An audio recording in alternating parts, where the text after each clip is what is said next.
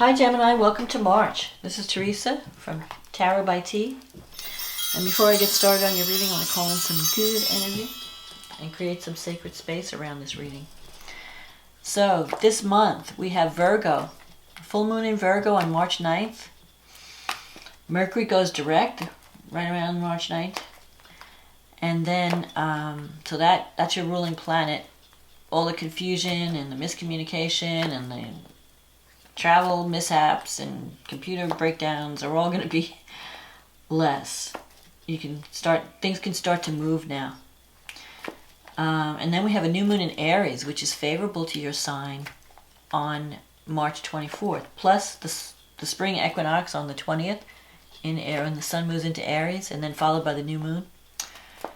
So this is a time for new beginnings, new energy, starting the new year. You know, it's like spring. Spring is coming. And there can be some surprises because we have Venus in Taurus connecting with Uranus. Surprises around love, surprises around money. So let's see. We'll get into that later. Let's see what Gemini needs to know about love and relationships for the month of March. And we have St. Patrick's Day on the 17th, if you're celebrating that. Everybody's Irish on St. Patrick's Day. So let's see what's coming up for you. What's coming up for Gemini in the month of March in terms of love and relationships. The Hierophant. The Five of Cups. The Chariot. The Four of Pentacles. The Ace of Wands. The Page of Pentacles. The Three of Swords. The Page of Wands. The Six of Cups. And the Eight of Cups. Okay, so let's see. So the Hierophant, this is a card of, sometimes it can represent a Taurus person, someone who's very stubborn you might be dealing with, but it also can represent an organization that's been around for a long time, someone who's very rigid. This is a card of someone like sharing their wisdom. It's the card of the priest, you know, the Pope in the tarot, in the ancient tarot. So, you could be dealing with an organization that's been around for a long time and has strict policies. I feel like you're having some, or you could be dealing with someone, I don't know, this is like rigid. I think of someone that has strict policies, they're not open to change. Maybe you're dealing with someone that's very stubborn and not willing to be flexible. And you have the Five of Cups here. I feel like some of you might have been going through a breakup, or I feel like it's more of a career thing though. Because the Five is a sense of regret. Like you might be losing something and you're regretting a decision. And in this cup, see here that the person they're focusing on the cups that have been spilt, the 3 cups, but there are 2 cups that are still standing. So you have options available to you, but you're focusing on your losses, or you have been. And maybe this is you being stubborn, like you don't want to let go. You're holding on to something that needs to be let go. And you're not turning around to see what's still there for you.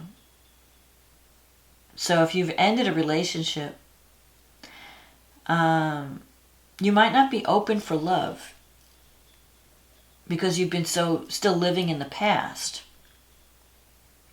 And you have the Chariot here. This is a card of victory through discipline and focus. So you might have been throwing yourself into your work, not to avoid thinking about a relationship that's going through a difficult time right now.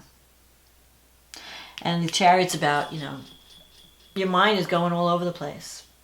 And You need to pull in the reins. You need to focus on what you really want to achieve and not be led in a whole bunch of different directions. What is important to you? What is it that you really want? I feel like if this card represents a job situation, things could be changing. And you've been concerned about, with the Four of Pentacles, financial security. It's like you're wanting to hold on to something. It could even be a relationship. Like you're not wanting to let go of a relationship because it brought you security. Maybe there's like a financial reason why you're together. There's some finance. You know, this person's bringing money. Like if you're in let's say you're in a relationship that you're not really happy with, but because of the money, you can't really leave, you know, because you don't have the finances to support yourself or something like that. Or you've been dependent on this person for financial security and you can't walk away. And you're having regrets over decisions that you've made in the past. Things that you lost or gave up. It's like you're reviewing your life and saying, well, I should have done this or I shouldn't have done that. And you have the Three of Swords here. Like there's a heartache. There's a severance happening. And you can't let go of it. It's like you don't want to let go. Excuse me. But you have to let go because there's new beginnings coming. Look at this ace. The Ace of Wands represents a new beginning that you're going to feel enthusiastic about. And the Page of Pentacles. So you could be leaving one relationship and you're going to have an opportunity to meet someone new. If you're leaving, for those of you who are in a relationship and you're kind of breaking up or you have broke up, there's someone new coming. There's new energy coming in. And I'm seeing this both as in your personal life but also in your career. I feel like there's like career changes and relationship changes happening at the same time. So a relationship might be ending or a job might be ending that offered you a lot of security. So because this is a general reading, I have to give the different energies I'm sensing. So for some of you, it could be a job that's ending that brought you security. And maybe there's a sense of regret. Or even a relationship. Something is being cut from your life. But not for a bad reason. You know, really, whatever is being severed at this time, it's preparing you for something new. So if you keep holding on to the past, you're stopping the new from coming in. So you don't want to hold on. And don't, because this is also a card of someone, you could have been dealing with someone who was very controlling, especially around money. They wouldn't let you spend certain things or they questioned what you spent. But this card is also about learning that you have to give to receive. So for some of you, you might be waiting for someone to give or show interest, but you're not doing anything to invite that interest. Like you're just sitting there waiting to receive, and you're not willing to give. So it could be you or the other person, but that's the energy of like someone who just holds on, like they're hoarding their money, they're hoarding their emotions. They're not willing to take the risk to be vulnerable and to go out on a limb. So if that's you, you need to break free from that. And if it's someone else, that could be part of the problem in the relationship, that the other person is not willing to give or not willing to open up.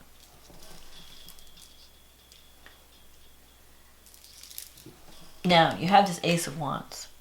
This is a time, not only is this a new beginning, where you're going to start to take action. It's a new opportunity coming in March. But it's also the card for March. This card represents March, April, May. So I feel that over the next 2 months, maybe not till the end of April, you're going to be walking away from something that was once good but is no longer serving you. And you're going to be moving on to something better, something that's more fulfilling. So don't be afraid of the changes. Don't be afraid like, oh, but what about my security? What about my money? Where am I going to be? Don't hold on to something that's no longer serving you, that's no longer fulfilling. just because of the money. Whether it's a career or a relationship. Either one. Because new beginnings are coming. And the Page of Pentacles, this is the student card. So you have to be open to the new. And you may have to learn some new skills. If it's a career thing, you might have to learn some things that you don't know. But that doesn't mean you can't start. That doesn't mean you can't take this opportunity. It's just giving you a chance to grow. The aces are planting seeds, and you have the opportunity to plant new seeds in March. And those new seeds are gonna, you might even be connecting with people from the past. You have the Six of Cups here and the Page of Wands. So messages are coming in. You could be dealing with a fire sign or an earth sign. So fire would be Aries, Leo, Sagittarius. Earth would be Taurus, Capricorn, Virgo. But even, I feel like, and pages represent new relationships. Relationships at beginning stages. So you might be letting go of something that was very solid and very rigid and very, like you wanted to do the right thing. So you might be staying in a relationship that you're really not happy, but you're trying to do the right thing. Like, what are people going to think if I leave? Or, I don't know, that might be something that's going through your head too. But you're not happy. Look at the Three of Swords. This is a card of sorrow and loss and regret. It's time to sever certain things from your life that are no longer fulfilling. Because look at these opportunities are waiting in the wings. So don't hold on. Don't settle for less than what you deserve. Don't hold on to something that's past its shelf life. If it's time to end something, don't be afraid to end it. And here's this Eight of Cups, the outcome. This is someone who is walking away from something that was once very good. People, sometimes things have their season. It starts out really great, but then things change over time. Don't be afraid to walk away and find a new path that's more fulfilling. And I feel like that could be in love or even in career. But there's definitely opportunities coming. But you have to let go of the past. You have to stop that feeling sorry and regretful. I mean, we all make mistakes in life. We all make decisions. And you have to make decisions or you never grow. You never go anywhere. And if you make a decision and it turns out good, great. If you make a decision and it turns out not so good, okay, it was a learning experience. But you're always, as long as you're alive, you have the freedom to make another decision. So don't let your mistakes stop you from taking chances. Because that's how we grow. No one grows without making mistakes. No one, even the greatest accomplishments have failure along the path. That's where you learn. You learn your best lessons through failure. And that's how you learn what not to do the next time, And that's what the Six of Cups is about too. It's about healing from the past, and it's in your wish fulfillment sector. So for you to achieve your goal and what you really want in a relationship, you have to heal from the past, learn from the past. Okay, maybe I made some mistakes. I have learned my lesson. I'm not going to do that again. And so the next time around, I'm going to make the future better. I'm going to make the next experience better because of what I've learned from the past and from the mistakes I've made in the past. So let's see what's going on with the astrology. So the full moon for you is happening in your 4th house of home and your 10th house of career. So the moon is in the 4th house and the sun is in the 10th house. So this is affecting home and career. Just like I said, it's like relationship, your home life, something's coming to completion. Something is coming, like you're seeing the truth in a situation. And you've got all these planets, Mars, Jupiter, Pluto, Saturn, in your 8th house. So some financial support that you were getting from others is now changing. The 8th house is the house of transformation. Your life is changing. It represents resources that come from somewhere else. So it's not the money you earn in your career. So if you're dependent on funding, that funding might be coming to an end. If your job is dependent on funding. If your partner has been making the money, maybe, and then you break up, okay, now I don't have that financial support anymore. I was living with this person and they were paying all the bills. Well, now I got to leave and I have to earn my own money. They're not paying the bills anymore. Those are the kinds of issues that could come up. And so your expenses may rise. There could be unexpected expenses when Mars is in the 8th house. But also Jupiter's there. So Jupiter's like the angel, the guardian angel, that's bringing opportunity. So you might be going through a difficult time, but Jupiter's giving you a way out. Jupiter's saying, okay, look, you have to learn your lesson, learn the lesson and release the past. Don't dwell on it. I'm going to bring you a new opportunity. And Mars in the 8th, that could represent, some kind of sexual connection that, because the 8th house is also the house of intimacy. Maybe you have to really look at yourself objectively and say, where have I been sabotaging? What lessons do I need to learn? And how can I change things because of these lessons? You have Venus in the 12th, connecting with Uranus in the 12th. So have you been hiding your love for someone? Is there some relationship that you can't go public with? Some of you might have like a secret love and you're afraid to show your feelings. But when Venus connects with Uranus, something surprising may pop out, especially at the full moon. Some truth is going to come out one way or another. And you have to deal with the consequences one way or another. And for you, the North and the South Node are activating your money houses. So the South Node's in the 8th and the North Node's in the 2nd. So what that means is, if you've been depending on others too much for financial support, feeling like I don't have what it takes to support myself, or I don't have what it takes to earn what I need, it's time to change that. You have to start taking care of you and learning how to nurture yourself. Maybe you've been spending money taking care of everybody else and you're not taking care of you. But the 2nd house is about money and self-worth. And the North Node in Cancer is saying you have to connect, you have to love yourself. Love and money are connected. If you settle for too little in life, then you'll accept, you're not going to accept what you deserve, both in love and money. So the lesson is learning how to value yourself. Hey, I'm worth more. If I'm not getting paid enough in this job, then I need to find another job that pays more. If I'm not getting enough love in this relationship, then I need to find someone who's willing to give me the love I need and I deserve, because I'm worth it. So you have that. That's another challenge that you're facing. What am I worth? How much love, am I getting in a relationship? And you have to make some real changes, because Saturn is showing you the truth. Saturn in the 8th is showing you is teaching you hard lessons about money and responsibility and intimacy.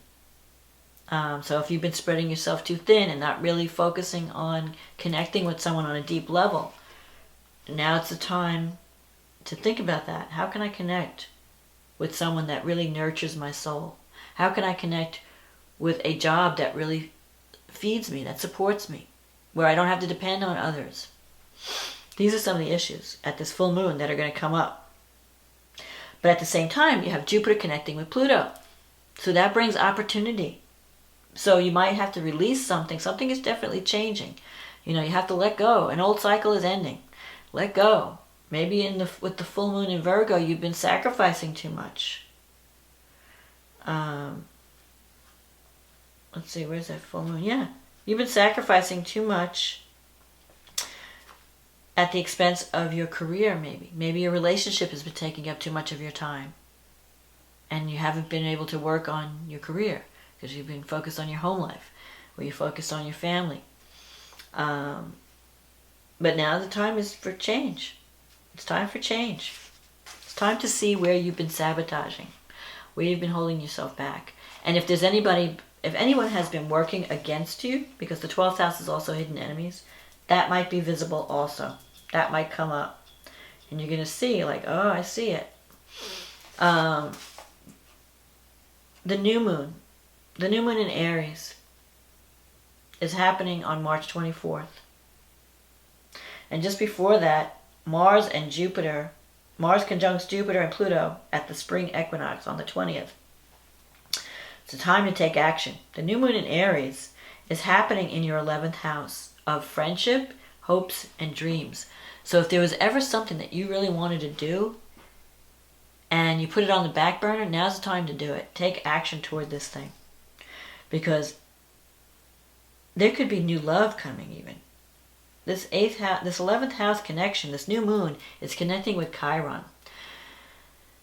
And that's the wounded healer in your 11th house. And it's forming a T-square with the north and the south nodes. The nodes are like a karmic influence. It's like the south node represents the past pattern you came into this life with. And the north node represents where we need to go. This is not in your personal chart. This is like global influence. So all of us are going through this north node, south node energy right now, where in the past we've all been focused on work and responsibility and building, a future, building a name, building a career. And we've been neglecting family and family connection, tribal connection, connecting with people as part of a community.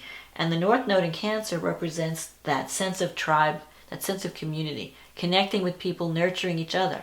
We've been too isolated as a society. Like everybody, it's like the me movement, me first. The nuclear family, like breaking away. Like in the past, people had like these extended families. Everybody was like one big happy family. Everybody helped each other, came together for holidays and gatherings. And we've kind of gotten away from that and focused on, success and career and our status in the world. And now the North and South Node, it's like telling us, okay, it's time to balance, go back to balance and go toward the Cancer energy, which is the mother energy, the nurturing energy, support, feeling supported, feeling loved, feeling nurtured. And for you, that falls in your second house. So you're going to be working on, what do I need to feel nurtured?